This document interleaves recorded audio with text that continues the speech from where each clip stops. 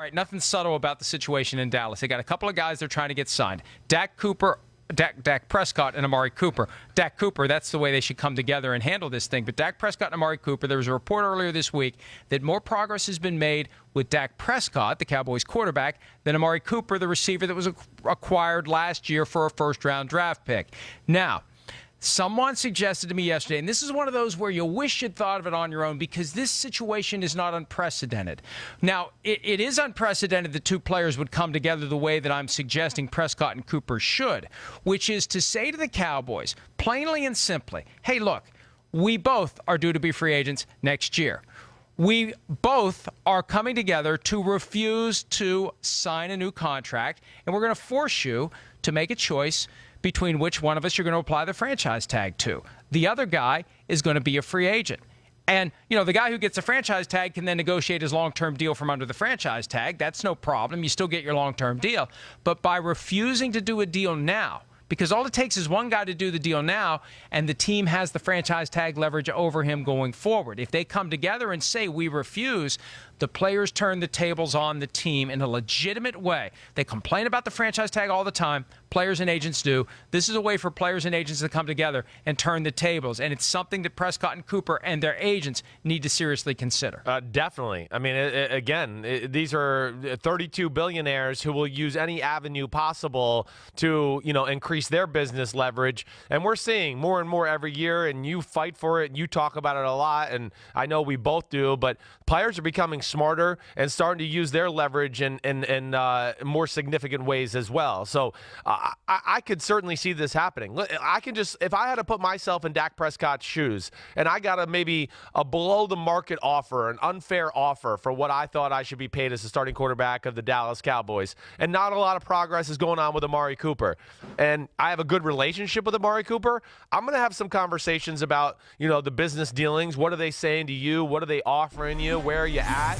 And yes, maybe you do come together and start to go, okay, well, maybe let's game plan this out a little bit so they can't find a way to screw us both over. Now, I have a very hard time believing that's going to happen. I mean, I'm not shocked that Dak Prescott, they're further along with his contract than Amari Cooper. They should be. I mean, Dak Prescott, they drafted him, and all he's done has been a stand-up starting quarterback on and off the field, and he's led them to the playoffs 2 out of 3 years. So there's a lot of positives there, and he should be the guy. But I just think at some point here soon, we're going to hear an offer made to Dak Prescott that I just would be shocked that he would be able to turn it down. Are you going to be able to turn down, $28, $30 million a year with $90 million guaranteed, even though you might not like it totally? Can you turn that down? I would say no. Well, and that's the distinction. Yeah. You can say what you want all day long. But then at some point, they put an offer on the table, and you have to stare at it, and you have to consider the consequences of not taking it.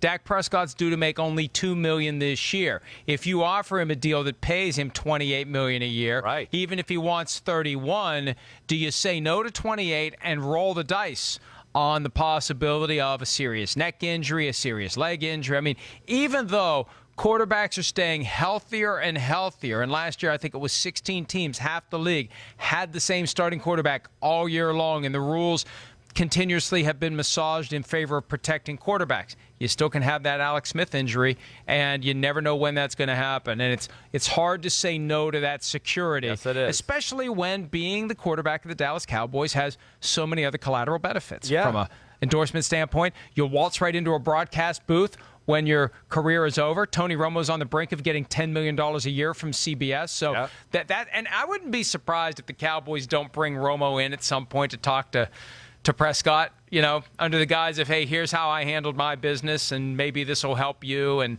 I don't know that it comes to that, but I could see the Cowboys doing everything they can to get Prescott to take whatever they want him to take. But that's why I think it's fair for Prescott and Cooper to put their heads together to get the agents to compare notes and come up with a strategy that helps both of them. And both of them saying we refuse to sign a contract until after the season, until after the franchise tag window close, helps both of them. Because even if Prescott doesn't do a deal, now again, he's got to carry the injury risk this year, but franchise tag is going to be more than $25 million next year. He gets a 20% raise if he gets tagged a second time.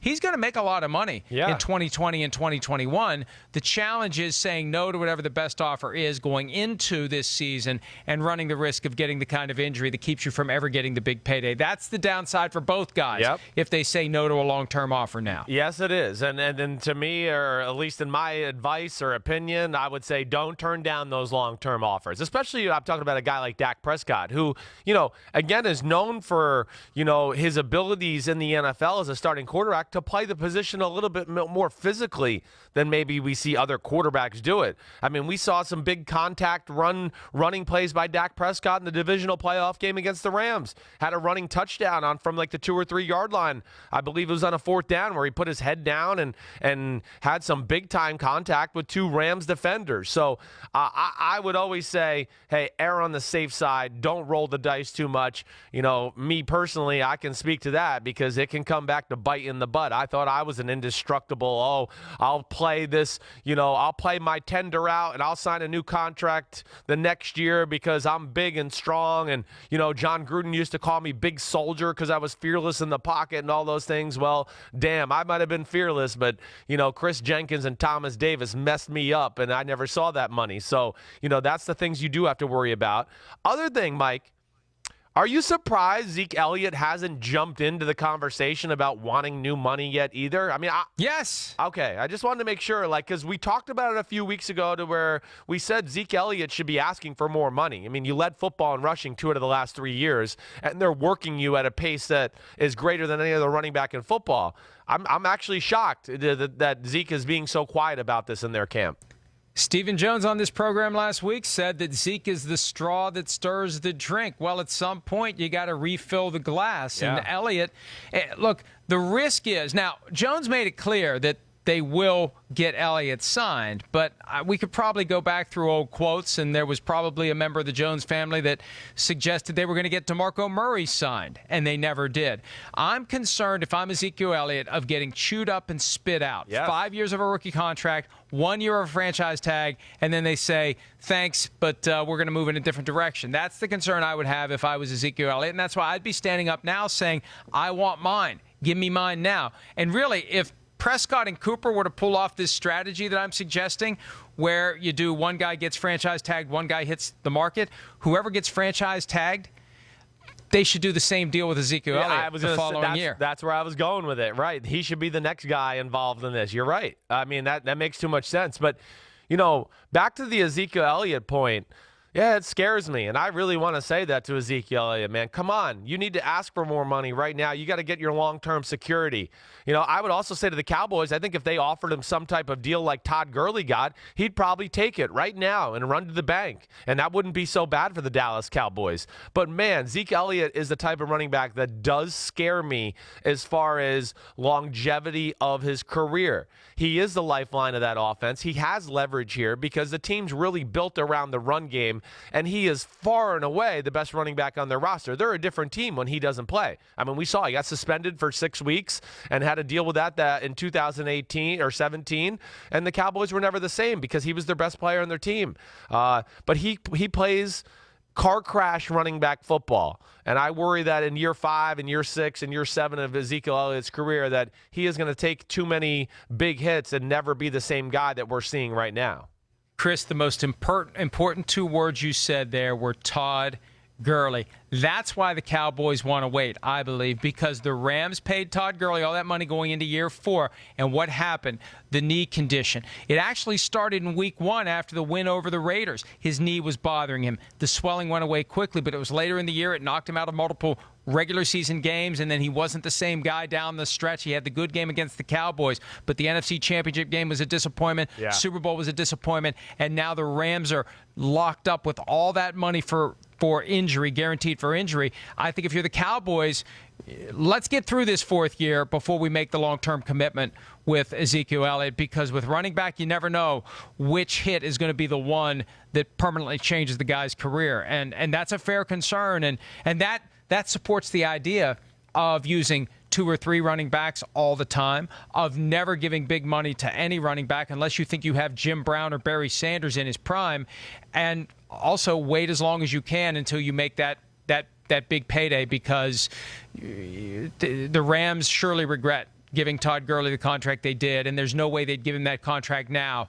based upon what happened last season. No, but I'll just say this. The difference here, just at least with these two players, is Todd Gurley got drafted coming off an ACL tear. I mean, he didn't get to play his last year in college football, or at least the full season, because of that ACL tear. So there was knee issues to begin with.